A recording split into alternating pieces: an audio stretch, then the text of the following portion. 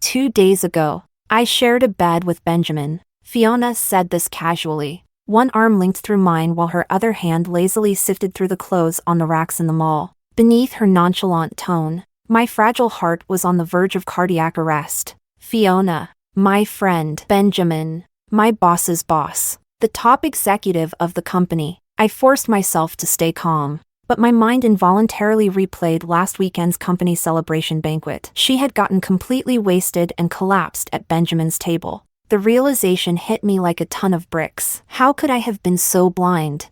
I should have seen it coming that day. Chapter 1. This is Fiona we're talking about. She's neither an employee of our company nor someone to succumb easily to alcohol. A renowned social butterfly. She never faltered at the dinner table. Yet that night, she not only passed out but later texted me in coherent sentences, telling me not to wait for her as she had her own plans. Meanwhile, my evening was rather uneventful. Other than nervously toasting a few drinks to the big bosses from a distance, I spent the night hiding in the corner, stuffing myself with food. By the end of it, my belt barely held together. Now, Fiona was in front of me, her hands busy grabbing clothes like picking cabbages, piling up a mountain of them at the checkout counter. The POS machine buzzed as it spat out receipts, a sound as crisp as her laughter. She waved a black card at me, smirking mischievously. Benjamin's card. Might as well use it. Thinking back, I realized the signs were there all along. The first time I showed her a photo from our company's annual party, she had taken an interest in Benjamin. She started asking more about my job, even digging up all sorts of information about him online. A graduate of an elite university, a workaholic. No publicized scandals, a rare gem among successful men. As Benjamin's assistant's assistant, I rarely even got within a 10-foot radius of him. Yet in just one evening, a celebration event no less, Fiona had already secured her prize. That's Fiona for you, a top-tier pretentious coquette, standing proudly at the apex of the dating food chain. Just as we stepped out of the mall with bags in hand, she suddenly stopped in her tracks. I followed her gaze and saw the massive LED screen outside the mall broadcasting a live-streamed fashion show from our company. The camera panned across the backstage area, briefly capturing Benjamin's figure. He was facing away from the camera, leaning slightly forward to press a gentle kiss on the prominent shoulder blades of a model, a breathtakingly elegant sight. The model was Ting Ching, Benjamin's publicly acknowledged girlfriend. Her posture was always impeccable, exuding grace and nobility. She left a deep impression on me. Fiona stood frozen, her eyes fixed on the screen. A woman like her must be incredibly proud, she murmured, her fingers tightening on my arm. Her hand trembled slightly, and a predatory glint flickered in her narrowed eyes. Her lips curled upward, laced with malice and excitement. They won't last. I sighed. That's Fiona for you. Did she like Benjamin? Probably not. What she truly enjoyed was the thrill of the hunt, the satisfaction of proving her own charm by bringing others to their knees. She had always been like this. From a young age, she taught me the meaning of being a top-tier pretentious coquette. She could humble herself to please others, but her ultimate goal was to please herself. To be fair, my intentions weren't pure from the start either. When I first showed her Benjamin, it was a deliberate distraction. If her attention was focused on others, I figured I'd be safe. But now, with the timing just right, I decided to make a confession. By the way, I began cautiously. I'm in a relationship, planning to get married this year. What? Fiona's gaze snapped back to me, her eyes wide with disbelief. Who? Since when? Why didn't I know? Seeing my sheepish grin, she immediately understood. Narrowing her eyes, she gritted her teeth. Unbelievable. You actually kept this from me. You've got some nerve. With a cold huff, Fiona lunged, tickling my sides mercilessly. No excuses. My birthday's next month. Bring him along. I need to see for myself. Shrieking, I tried to fend her off, laughing uncontrollably as I promised. Only then did she relent, her anger melting into a satisfied grin. Chapter 2. With Fiona's birthday fast approaching, I curled up on the couch, gnawing on my nails as I scrolled through potential gift options for her. My days had already been consumed with selecting gifts for work, and now I had to rack my brain again for this queen. It was getting exhausting. Just then, My phone buzzed with a notification. Your package has been rejected and is being returned to sender. That marked the 7th consecutive rejection. Jewelry, flowers, handbags, shoes, every attempt had failed spectacularly. I took a screenshot of the notification and sent it to Assistant Zheng, then glanced over at Marco. He was seated at the dining table, deeply engrossed in his work for the law firm. Having built his career from scratch in the city, he was a hard worker and, frankly, quite remarkable. I shifted my gaze between him and my phone several times. Finally, he snapped his laptop shut, walked over to sit beside me, and chuckled. Just say it. I mumbled, resting my head lightly on his shoulder, my voice quick and soft. I have this really good friend I'd like you to meet. Marco nodded calmly, unruffled. I know, Fiona, right? Adjusting his position, he rested his head on mine and added with a laugh. It's about time. You talk about her so much. You've got me curious. With that, he wrapped an arm around my waist, and we snuggled into the couch to watch TV together. I always loved this position. We did it often. The TV was broadcasting entertainment news. Following the red carpet event at the Star Awards, a swarm of reporters surrounded Ting Qing, microphones thrust toward her from every direction, grilling her about the rumors of her boyfriend being caught in a car with a suspected outsider in an underground parking lot. On the screen, she stood in the biting cold, wearing a backless sheer gown that clung to her body. The wind plastered her styled bangs against her forehead, and amidst the sea of reporters in thick winter jackets, she looked vulnerable and out of place. The news segment cut to the paparazzi's footage. The shaky, blurry video was taken from a distance, rendering the faces barely recognizable. But even in such poor quality, I could immediately tell it was Fiona. Her figure was unmistakable, a voluptuous beauty whose thighs, when clad in stockings, left the faintest trace of soft flesh at the edges, a detail so alluring it could make anyone's heart race. My thoughts involuntarily drifted back to what she had said to me after we parted ways that day at the mall. Even if the man's a saint, Ting Qing's body is too cold and aloof for him, let alone her personality. A faint smile had danced on her lips. Prime beef might be the best cut, but lust is always the most fulfilling when it's served raw and unrefined. I was speechless. Fiona's understanding of human desire was on a level far beyond me. She wielded her charm effortlessly, while I doubted I'd ever unravel such mysteries in my lifetime. More than that, she was ambitious, decisive, and unafraid to go all in. My phone buzzed again. This time, it was a reply from Assistant Zheng. My eyes stayed glued to the TV, anxiously awaiting the next development in the story. After a brief silence, Ting Qing, her expression cold and voice clipped, stated that she was unaware of the incident and that they had already broken up.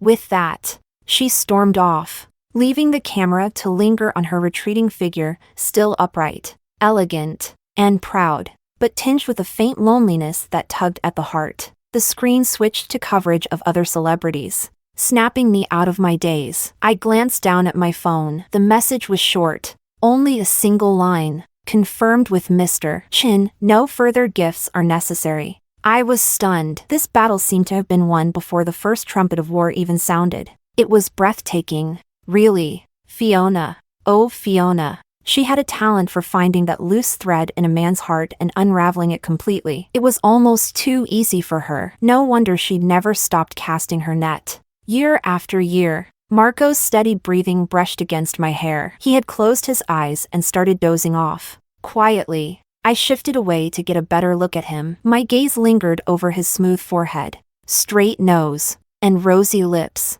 eventually settling on the little hollow at the base of his collarbone. Marco was undeniably successful and handsome. Though he might not compare to Benjamin, he was more than enough for me. Perhaps, having spent so much time with Fiona, I'd picked up a thing or two from her, and with a bit of luck, I had stumbled my way into a relationship with Marco. I knew my limits. Marco was probably the best I could hope for if I reached high enough. But was it really a good idea to introduce him to Fiona? Would things play out as I hoped?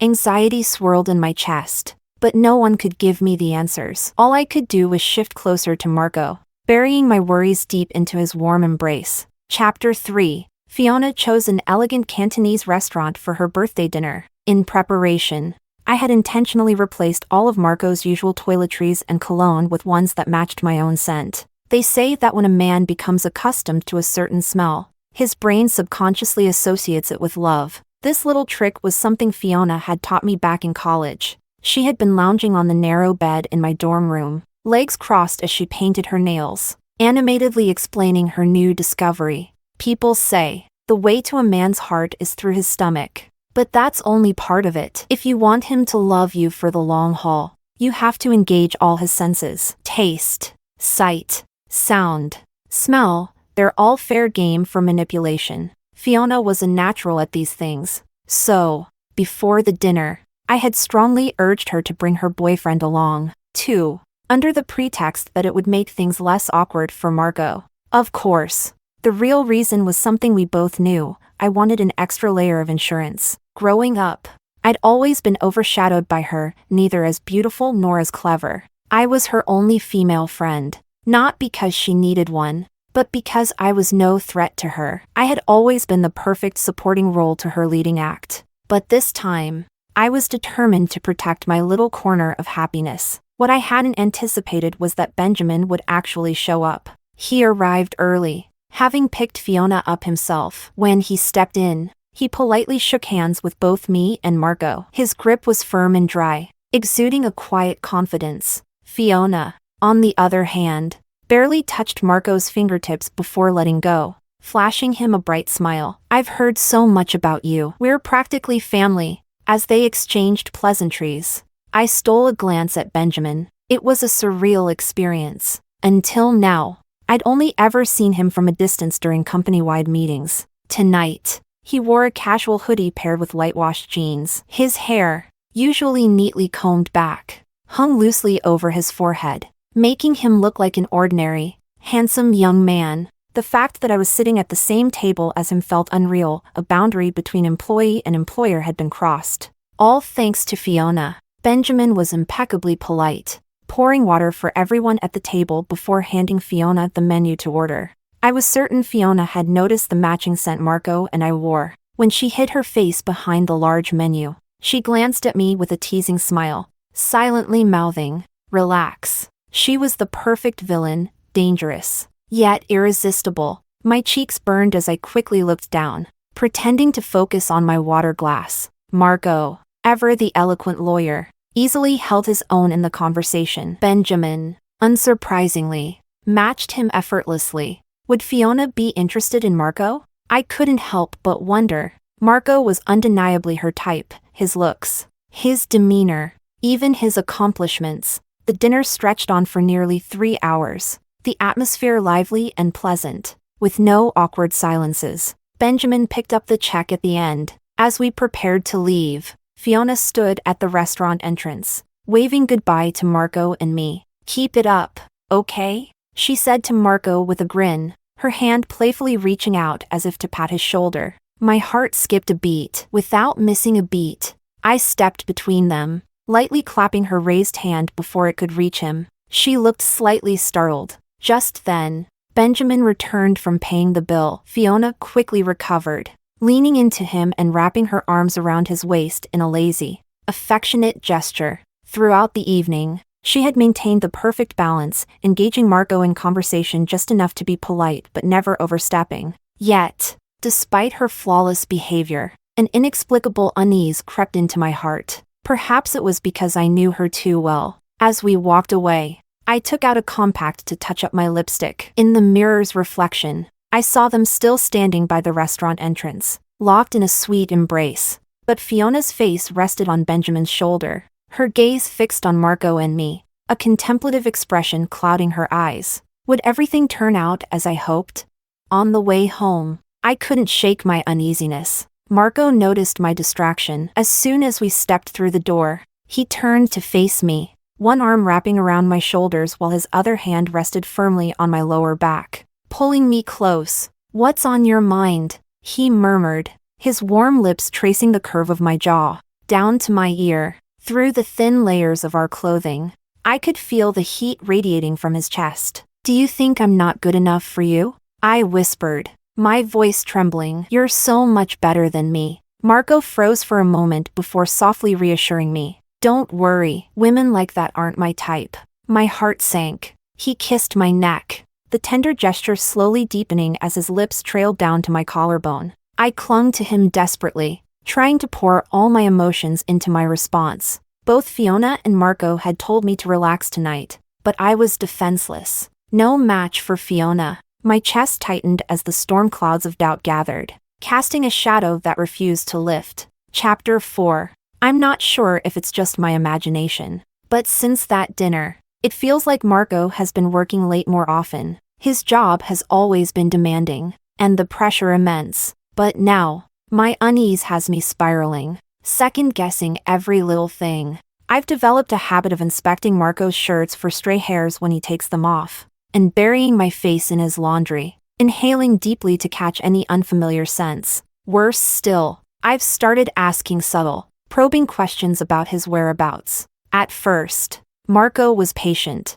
but over time, his brow furrowed, and his responses became curt. He probably still loves me, but he definitely doesn't like me as much as he used to. I'm terrified. I know these actions are suffocating, yet I can't stop myself. Every time Marco comes home late, I'm on edge, caught between waiting and despair. I'm pushing him further away. I know this isn't normal, but I can't change it. Sometimes, I look out the window and see Marco's car parked downstairs. He's sitting there, smoking, the glow of his cigarette flickering in the dark, reluctant to come up. Meanwhile, Fiona still asks me out occasionally. We go shopping, get our nails done, everything charged to Benjamin's card. Benjamin sometimes calls during these outings. Fiona, either in the middle of a shopping spree or watching her nails being painted with meticulous care, usually responds with vague, indifferent hums. It's clear her attention is elsewhere.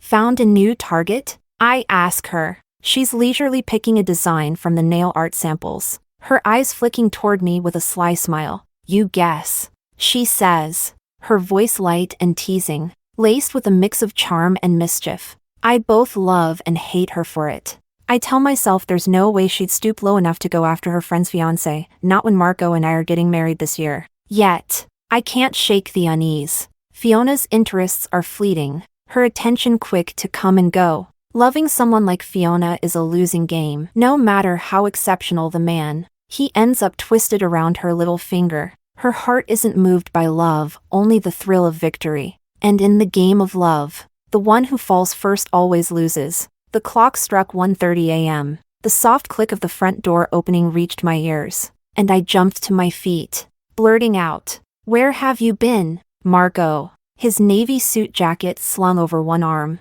looked visibly tired. He glanced at me, his brow furrowing slightly. "I had a few drinks with a client." "Don't start this again, I've got enough on my plate." The concern I'd been ready to voice instantly caught in my throat. I hesitated, realizing how aggressive I'd sounded.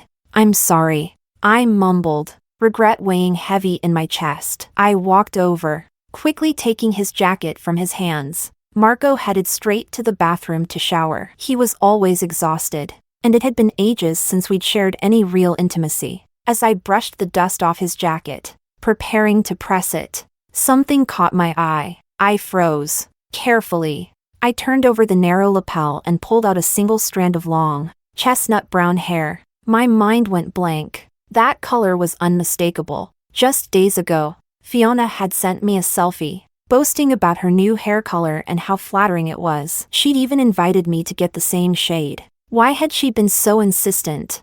A shiver ran through me as the pieces fell into place. Maybe, if we had the same color hair, any stray strands would go unnoticed. Fiona was still Fiona. She hadn't changed at all, and I was both devastated and unsurprised. Chapter 5. The next few days passed in a blur. I was distracted at work, my thoughts scattered. Even when Benjamin approached my desk, I didn't notice until he knocked lightly on the edge. "Has Fiona been to see you recently?" he asked, his expression serious. "She seems off these past few days." "Is she upset?" I looked up at him blankly. He stood there in a tailored suit, hair impeccably styled. Gone was the casual, youthful image from the dinner. He was once again my boss's boss, the company's top executive. Yet, Something about him felt different. Maybe it was the fact that he now came to me because I was Fiona's friend. We were both unlucky losers in love. I shook my head.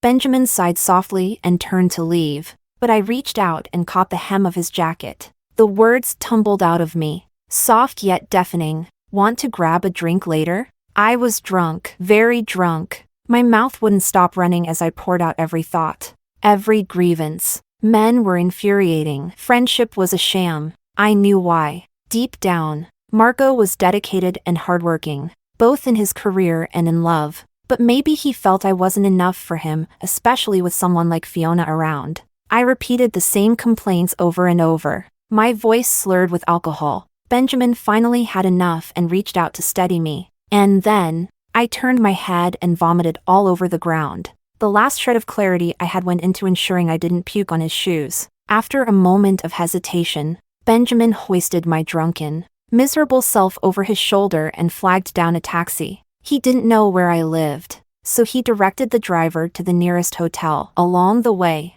he even bought a bottle of water for me to rinse my mouth. Stumbling into the hotel lobby, I nearly tripped and fell into him. The two of us a tangled mess. The gleaming, golden doors of the hotel spun in slow motion, the brilliant lights stinging my dazed eyes, bringing a sliver of clarity. Do you hate me? I asked. Fate is funny. Benjamin, once a figure so far out of reach, now stood here, patiently enduring my drunken rambling. None of this would have happened without Fiona. In the cold night air, I watched as he gently shook his head. Tears welled in my eyes, slipping free despite my efforts to hold them back. Marco, I whispered, tilting my head upward, lips trembling like ripe cherries waiting to be picked. I called the wrong name. I was too scared to say his name, afraid it would make everything irreparable. The wind bit at my skin, a crescent moon hanging in the dark sky. I stood frozen, waiting,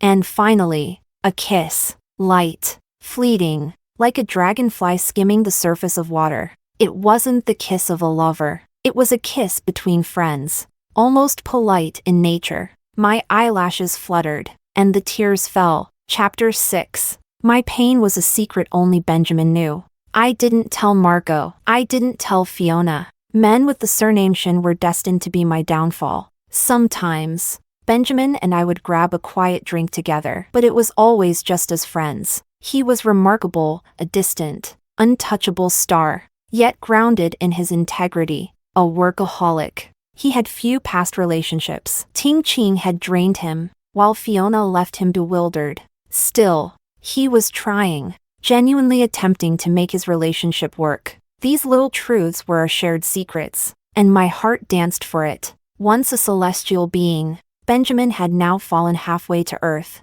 close enough that, with some effort, I could reach him. Yet when it came to my subtle remarks about Fiona, he refused to believe me, or perhaps pretended not to. I wasn't in a rush. If he wouldn't make a move, neither would I. The truth had a way of surfacing with time. For now, everything seemed calm, as if no one had taken the wrong turn. The days flowed by, spring turned to summer, and August arrived. When Fiona called to tell me she'd be spending Valentine's Day festival with Benjamin, I laughed and said, "Congratulations." Later, Marco finally texted me he'd be working late again. I sighed deeply. No surprises there. I called him, my tone gentle. "Take care of yourself. I'll be waiting for you at home." After hanging up, I sat alone on the couch, staring at the empty house. The only sound was the ticking of the clock, marking the seconds as they passed. On this beautiful evening, who would you choose to spend it with?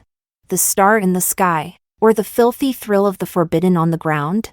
Closing my eyes, I began to speculate. I'd played this guessing game countless times before, like a lurking insect observing and calculating in the dark. But tonight, a peculiar thought bubbled up in my mind. It grew louder and louder until it resonated like a great bell, reverberating through me. I could almost hear the call of fate. Tonight, now. I nearly burst out laughing. I had studied him long enough. My patience was about to be rewarded.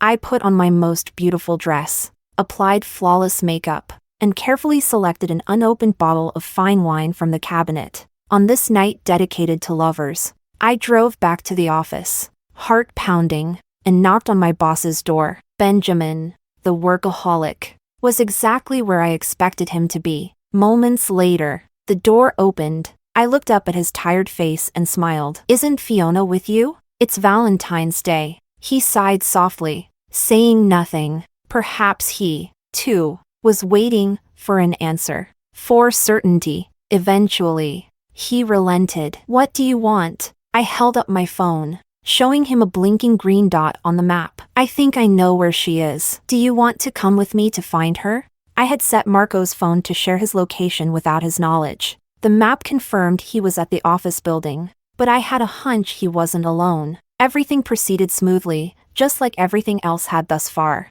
I registered for a visitor's pass at the front desk. The receptionist knew me, so there were no issues. As Benjamin and I approached the office door, the unmistakable sounds of something illicit reached my ears. The voices, both male and female, were painfully familiar. What lay beyond that door? I imagined Margot fully clothed, while she would be completely bare save for a pair of panties dangling from her raised foot. After all, lust is always rawest at its basest. She must have been basking in the euphoria of her victory at that very moment. "Do you still want to go in?" I asked Benjamin, holding up the bottle of wine. Fiona was stunning, far more than I could ever hope to be. She had the power to bring men like Benjamin down from their pedestals. But unbeknownst to her, I had already delivered the final blow. In her ignorance, I had slammed the gavel on her trial, crushing any lingering affection or confusion Benjamin might have had for her. "I don't need to," he said darkly, turning and walking away, to ensure they'd have a fitting celebration afterward. I carefully placed the bottle of wine on the desk nearest Marco's office door. I could barely contain my excitement at the thought of their reaction. I had waited so long for this. I had gone to such lengths for Benjamin. With one last glance back, I followed him down to the underground parking lot. In the car, I closed the door and pressed the privacy screen. I had no intention of being caught on camera. Benjamin was crying. My star. My heart was breaking for him. Leaning over, I kissed away the tears on his face. His beautiful eyes met mine, focused solely on me. "I will never betray you," I said. He was so close now, his shattered heart within reach. Who was it that said lust is rawest when it's basest? Leaning in, I unzipped Benjamin's pants. This time, he didn't refuse. Surpassing the master, I proved myself to be a most excellent student. On this beautiful, tender Valentine's Day evening, the rewards belonged only to those who came prepared. Chapter 7. What followed was remarkably simple, everything falling neatly into place. I wasn't about to waste this opportunity. Without hesitation, I pushed forward, and Benjamin and I registered for our marriage certificate early on. We signed a prenuptial agreement. Whoever cheats leaves with nothing. Both Benjamin and I needed this kind of reassurance. This relationship had cost me too much effort. It demanded a decisive conclusion. Fiona, on the other hand, remained unmarried. She still flitted from man to man, savoring the thrill of her hunts. Was she still chasing victory? I didn't know, and honestly, I no longer cared. Scrolling coldly through her social media updates, I smirked, then turned off my phone. Since that night, Marco had seemingly figured something out. He deleted all my contact information. I knew it wasn't out of guilt, it was embarrassment. As for Fiona, I guessed Benjamin had confronted her privately. Neither of them reached out to me again. I didn't block Fiona, though, occasionally, I still found amusement in her posts. After all, she had taught me so much. For that, I was grateful. Inside, the room was warm, the heater humming softly. Outside, the biting wind seemed to lose its edge as it met the coziness within. The lingering bliss from moments of intimacy had yet to dissipate. Turning to my side, I studied Benjamin's sleeping face. His breathing was steady, his expression serene and content. My gaze devoured every detail: his smooth forehead, straight nose, rosy lips, and finally, the gentle hollow at the base of his collarbone.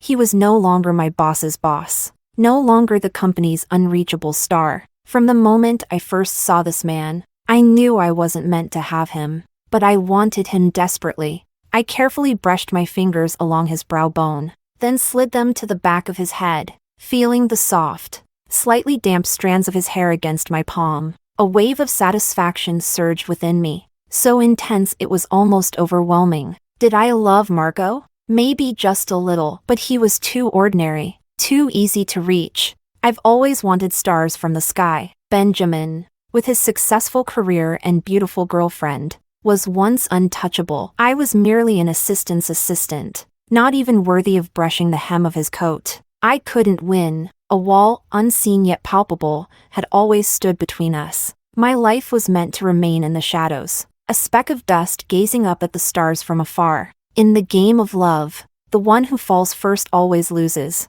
But fortunately, I had an exceptional hunter by my side. I'd always lagged behind Fiona, neither as beautiful nor as clever, but she was bold and combative, drawn to everything just out of reach. Marco was exactly her type, so I hid Marco carefully, pretending he was precious, pretending I had something worth guarding until I accidentally let her discover it. I had to let her see it, but not touch it, to make her itch with curiosity and burn with jealousy. Fiona couldn't help herself. How could she allow a timid, clumsy supporting character like me to possess something she hadn't yet explored?